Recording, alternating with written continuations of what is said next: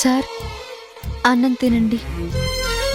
అవసరం లేదు, ఆ కంచాన్ని తీసేయ్. చూడండి సార్, కోపాలు మనుషుల మీద ఉండొచ్చు, ఆకలి మీద ఉండకూడదు. ఆకలి బాధ ఎవరికైనా ఒక్కటే. ఆగర్భ శ్రీమంతుడికైనా, పూట కూలి చేసుకుని బతికేవాడైనా తిండి కోసమే కష్టపడతాడు. అందుకే అన్నాన్ని దైవస్వరూపం అంటారు. దానిమీద అలగకూడదు. మీకు నా మీద కోపం ఉండొచ్చు, కానీ నేను వండిన అన్నం మీద కోపం ఎందుకు? అది మీ కడుపు నింపుతుంది.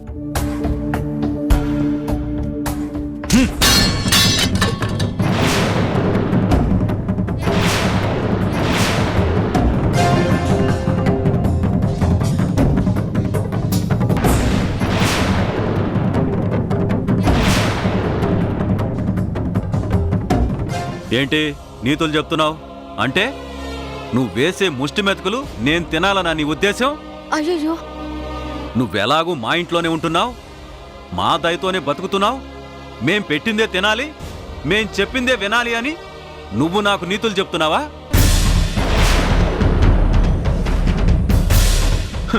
మీరందరూ నన్ను హేళన చేయడానికే కదా ఉన్నారు. అందులోనూ మరీ ముఖ్యంగా నువ్వు నీ మాటలు అందరికీ చాలా వినసొంపుగా ఉంటాయేమో, కానీ నాకు మాత్రం సోలాల్లా గుచ్చుకుంటాయి. నువ్వు మంచిగా నటిస్తూనే తడిగుడ్డలతో గొంతు కోసే రకానివి. నీ తెలివితేటలో అదిగో వాళ్ళ దగ్గర చూపించు, నా దగ్గర చూపించుకో. ఏం మాట్లాడుతున్నారండి? ఎవరి గురించి మాట్లాడుతున్నారు? రాణి మీద మీరు నిందలు వేస్తున్నారు.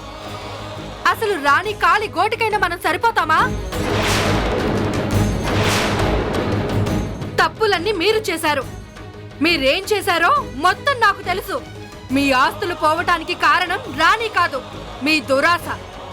వాడిని నమ్మొద్దు అని రాధా మన ఇంటికొచ్చి మరీ చెప్పాడు. కానీ ఆ రోజు మీరు మీ కొడుకు మాట వినిపించుకున్నారా? కొడుకు కన్నా వాడెవడో బయట వాడి మాటనే విన్నారు. మిమ్మల్ని వాడు నిండా ముంచాడు, జైలు పాలు కూడా చేశాడు. అప్పుడు రాణి మిమ్మల్ని విడిపించింది. ఈ రాణి పంచనే బతుకుతూ ఈ రాణిని ఎన్ని మాటలన్నా, ఎన్ని నిందలు వేసినా ఆ అమ్మాయి మనసు గొప్పది కాబట్టి మిమ్మల్ని క్షమించింది. చివరికి మీరు రాణిని అత్తయ్య,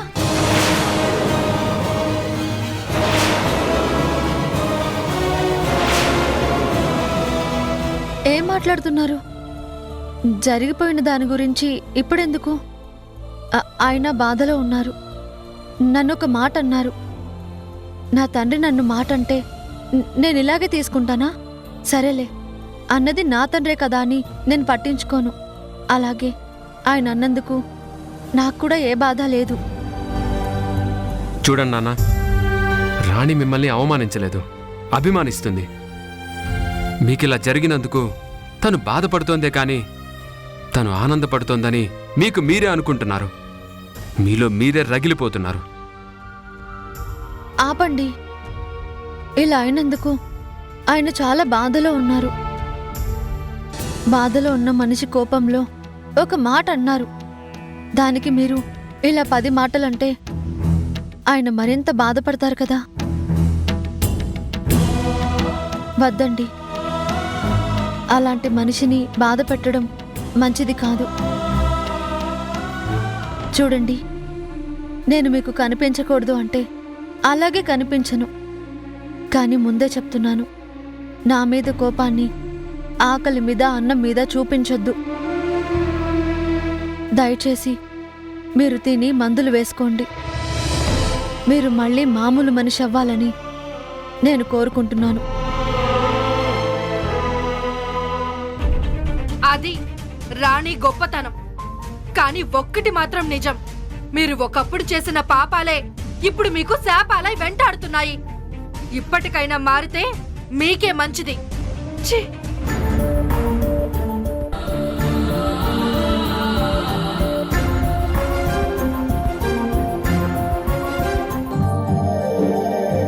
పూర్ణ, శామ్, పూర్ణ.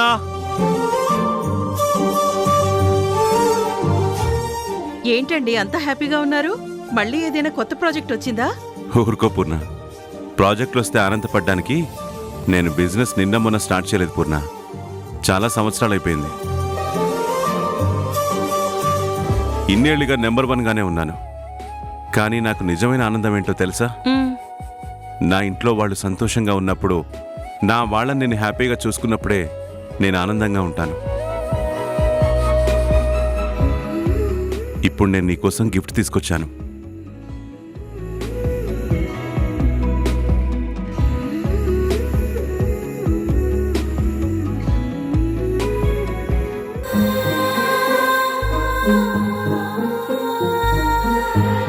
చాలా బాగుంది అన్నయ్య. ఈ నెక్లెస్ చాలా కాస్ట్లీ అనుకుంటా కదా? అవునమ్మా, దాని విలువ 20 lakhs. సూపర్ తాతి. అమౌంట్ గురించి పక్కన పెడితే ఆర్నమెంట్ మాత్రం చాలా బాగుంది. అవునమ్మా, మా పెళ్ళయ్యాక నాకిది కావాలి అని పూర్ణ ఎప్పుడు నన్ను అడగలేదు. తను ఏ రోజు బంగారం, నగలు ఇలాంటి వాటి మీద మోజు పెంచుకోలేదు. నేనెంత సంపాదిస్తున్నా తను కుటుంబం గురించి ఆలోచించింది. అది నా పూర్ణ మనసు. అందుకే ఈ షష్ఠి పూర్తిలో తను మర్చిపోలేని ఒక మంచి గిఫ్ట్ ఇవ్వాలని నేను నిర్ణయించుకున్నాను. ఈ నెక్లెస్ పూర్ణకి బాగుంటుందని తన కోసం తీసుకొచ్చాను. షష్ఠి పూర్తి రోజు నా చేత్తోనే నేను పూర్ణ మెడలో నెక్లెస్ వేసి ఈ నెక్లెస్ని గిఫ్ట్గా ఇవ్వబోతున్నాను. 20 లక్షల నెక్లెస్ నీ భార్యకి గిఫ్ట్గా ఇస్తావా? నాకు నచ్చలేదన్నయ్యా. కానీ నెక్లెస్ చాలా బాగుంది. అది నా దగ్గరుంటే ఇంకా బాగుంటుంది. అంతేకాని పూర్ణకివ్వటం నాకస్సలు నచ్చటం లేదు. ఏంటి పూర్ణ అలా చూస్తున్నావు? నచ్చిందా, నచ్చలేదా? మీ మనసంత అందంగా ఉందండి. మీరు మనస్ఫూర్తిగా నా కోసం కొన్నది నాకు నచ్చకుండా ఎలా ఉంటుంది? చాలా బాగుందండి. నాని, ఒకసారి ఇవ్వు.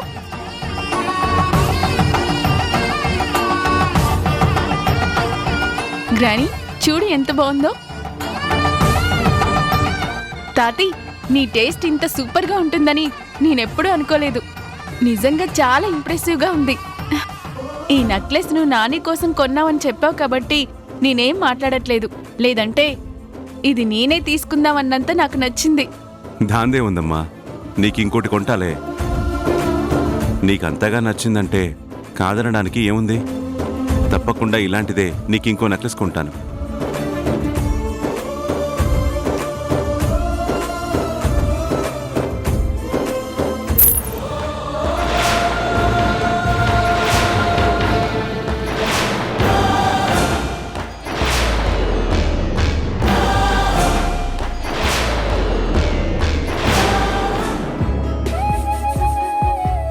చాలా బాగుంది.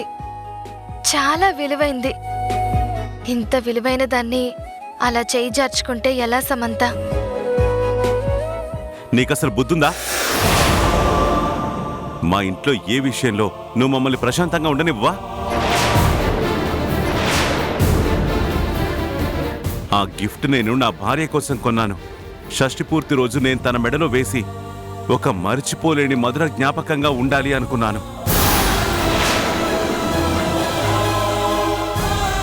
నా వాళ్ళ కోసం తెచ్చుకున్న అపురూపమైన వస్తువు అది. అలాంటి వస్తువు నువ్వు తాకడం నాకు అస్సలు నచ్చలేదు. నేను నీడను కూడా భరించలేను నేను. అలాంటిది నాకిష్టమైన వస్తువు నువ్వు ముట్టుకుంటే సహించనని తెలుసు కదా నీకు. ఇలా మేం మాట్లాడుకుంటున్నప్పుడు మా మధ్యలోకి నువ్వెందుకు వస్తున్నావు?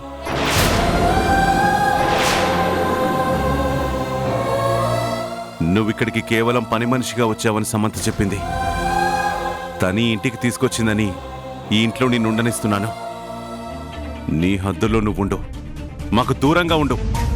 మీరు ఎంతో ఇష్టపడి కొన్న వస్తువు కదా. పొరపాటున వస్తువుకి ఏమైనా అయితే మీరు ఎంత బాధపడతారో నాకు తెలుసు. అందుకే ఏమీ జరగకూడదు అని పట్టుకున్నాను తప్ప మిమ్మల్ని బాధ పెట్టాలని కాదు, క్షమించండి.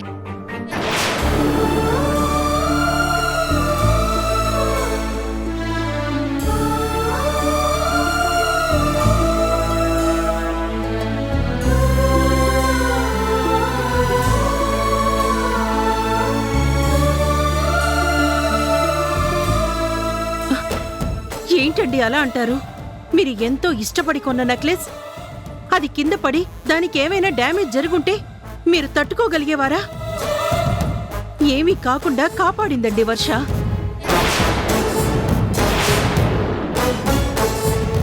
వర్ష ఇంటికి శత్రువు కాదండి, ఈ ఇంటి పరువుని కాపాడే మనిషని ఎప్పటికైనా అర్థమైందా?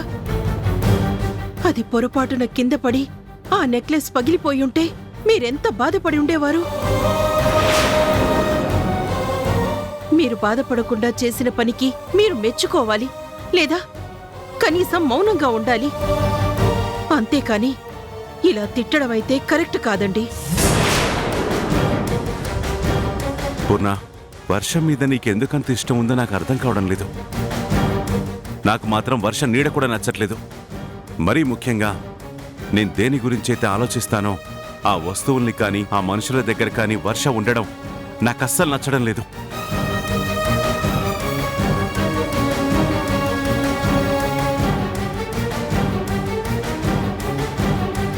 సమంత, ఆయన అలాగే అంటారు కానీ నువ్వు తీసుకెళ్లి లోపల పెట్టు.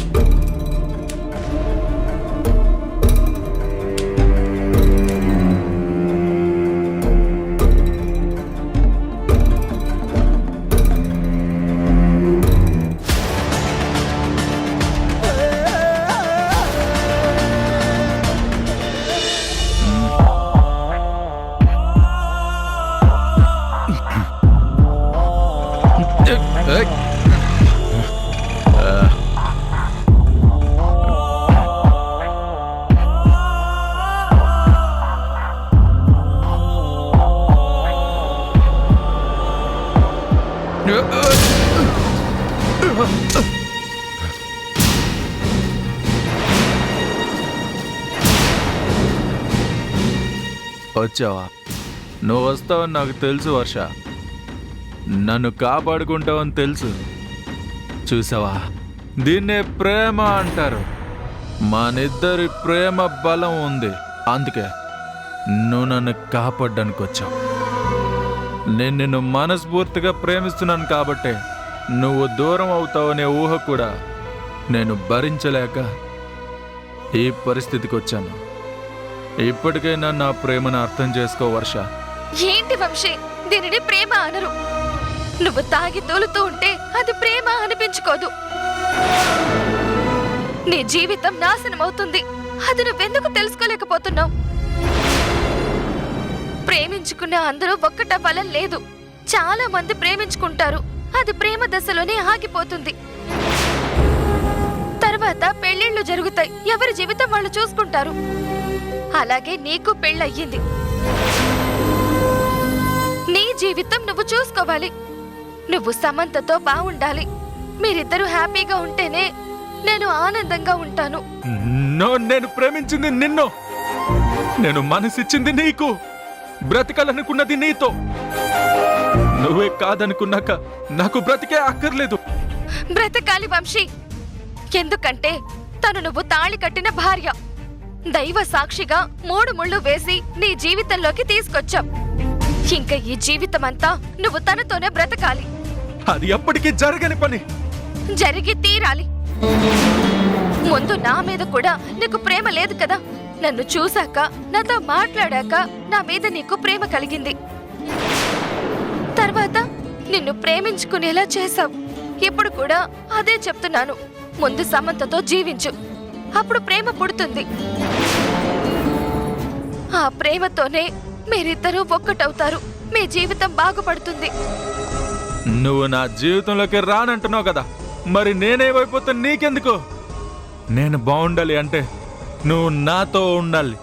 అలా ఉంటావా చెప్పు. నేను మళ్ళీ పాత వంశీలా ఉంటాను. నా మనసంతా నువ్వే ఉన్నావు. నిన్ను కాదని ఆ సమంతకి నేను మనసు ఇవ్వలేను. ఆ ఒక్క విషయం కాకుండా నువ్వు ఏదైనా అడుగు, నీకోసం ఏదైనా చేస్తాను. నా ప్రేమ గొప్పతనాన్ని నిరూపించుకుంటాను. చెప్పు వర్ష, ఏం కావాలో కోరుకో. నువ్వు నా కోసం ఏమీ చెయ్యక్కర్లేదు. ఒక్క మాట ఇస్తావా? చెప్పాను కదా, ప్రాణమైనా ఇస్తానని. ఏం కావాలి?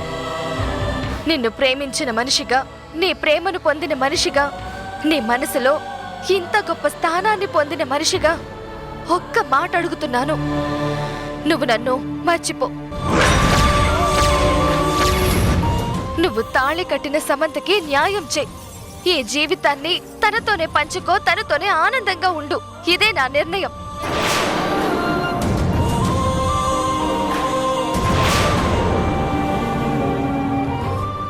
ఎల్లుండి శంకర్ ప్రసాద్ గారి షష్ఠి పూర్తి జరుగుతోంది. ఆ రోజు నువ్వు అక్కడికి రావాలి. ఆ ఫంక్షన్లో పాల్గొనాలి. సమంతని నీ జీవితంలోకి తీసుకోవాలి. నీకోసం సరిగ్గా 4:59 వరకు నేను ఎదురు చూస్తూ ఉంటాను. నువ్వు వచ్చి నేను చెప్పినట్టు చేస్తే సీతగా నేను బ్రతికే ఉంటాను.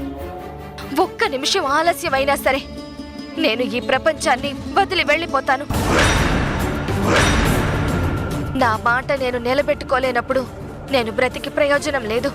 నా మాట నిలబెట్టి నన్ను బ్రతికించుకుంటావో, నీ ప్రేమ గొప్పది అని నా ప్రాణాలు తీసుకోమంటావో నీ ఇష్టం. కానీ గుర్తుపెట్టుకో, నేను బతికేది ఎల్లుండి సాయంత్రం 4:59 వరకే.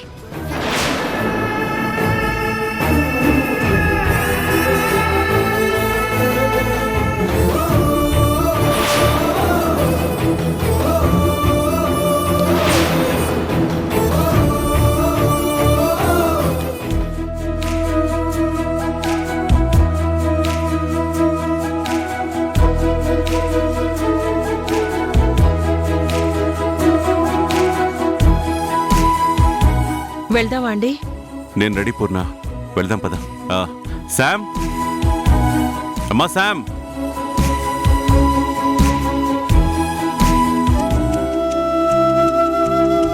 పదండి తాతి. పద. ఆగు. అదేంటి పూర్ణ, నెక్లెస్ పెట్టుకుని రమ్మన్నాను కదా. అయ్యో, మనం ఆ నెక్లెస్కి పూజ చేయిద్దామని కదా గుడికి వెళ్తున్నాం. అదే మర్చిపోతే ఎలా? మర్చిపోయానండి. సమంత, నువ్వు వెళ్ళి నెక్లెస్ తీసుకురామ్మా. సరే నాని.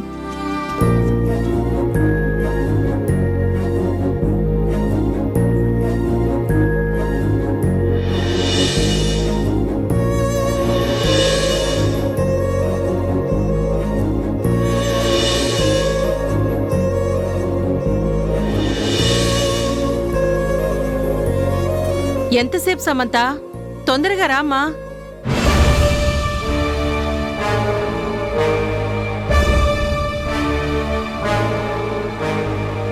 సమంత, నెక్లెస్ తీసుకురమ్మంటే తీసుకురాకుండా ఉట్టి చేతులతో వచ్చావేంటి?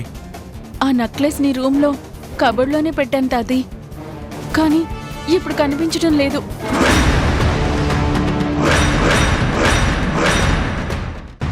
ఏం మాట్లాడుతున్నావే? ఇంట్లో ఉన్న నెక్లెస్ ఏమైపోతుంది? ఇంట్లో పరాయి వాళ్ళు ఎవరున్నారు? ఇంట్లో పరాయి వాళ్ళు ఉన్నారు కదా వదినా. లేరు అనకు. మనతో పాటు పనివాళ్ళు కూడా ఉన్నారు. వాళ్ళు పరాయి వాళ్లే అవుతారు కదా. ఏంటి సమంత, కబోర్డ్లో పెట్టిన నెక్లెస్ ఎక్కడికి పోతుంది? పూర్తిగా వెతికావా? మొత్తం వెతికాను గ్రాని, ఎక్కడా కనిపించలేదు. అదేంటమ్మా, ఇంట్లో ఉంది ఎక్కడికి పోతుంది? అది నా రూమ్లోకి ఇంకెవరు వస్తారు? అక్కడే పెట్టావా, ఇంకెక్కడైనా పెట్టి మర్చిపోయావా? బాగా ఆలోచించమ్మా. ఎందుకు రాలేదన్నయ్యా? వర్ష ఆ రూమ్లో ఉండటం నేను చూశాను. తను కాసేపు అక్కడే ఉంది. బయటకు వస్తున్నప్పుడు అన్నయ్య లేకుండా ఆ రూమ్లో నువ్వేం చేస్తున్నావని కూడా నేను అడిగాను. తను నాకేం సమాధానం చెప్పలేదు. అంటే ఏంటి మహి నీ ఉద్దేశం? వర్ష తీసిందంటావా? తీయదనేమైనా రూల్ ఉందా? ముందా వర్ష ఎక్కడుందో చూడు. ఏమండి, వర్ష లేదండి. ఏదో పనుందని బయటికి వెళ్ళింది. ఇంకేముంది, అర్థమైంది కదన్నయ్య. తానే గదిలో నుంచి నెక్లెస్ తీసేసింది. మొన్న నెక్లెస్ పట్టుకున్నప్పుడు కూడా చెప్పింది కదా, చాలా బాగుందని. మనసు పడినట్టుంది. మహి, మాటలు మర్యాదగా రాని. నువ్వెవరి గురించి మాట్లాడుతున్నావో కాస్త ముందు వెనక ఆలోచించి మాట్లాడు. అసలు వర్ష ఎవరో నీకు తెలుసా? ఏంటి పూర్ణ, మహి మీద అరుస్తున్నావేంటి? వర్ష ఎవరో ఇక్కడ అందరికీ తెలుసు. ఈ ఇంట్లో ఒక పని మనిషిగా సమంత తీసుకొచ్చిన మనిషి. ఇంట్లో నెక్లెస్ పోయింది, వర్ష ఇంట్లో లేదు. దీన్ని బట్టే అర్థమవుతుంది కదా దొంగ ఎవరనేది.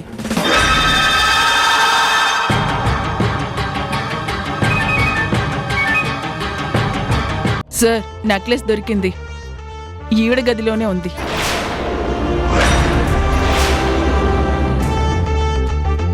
చూసావా అన్నయ్య, ఎంత తెలివైందో. తను తప్పించుకోవడానికి నన్ను బుక్ చేసింది. ఏంటి మహి, ఏం మాట్లాడుతున్నావు? వర్షకి ఆ పని చేయాల్సిన అవసరం లేదు. చాలా పూర్ణ.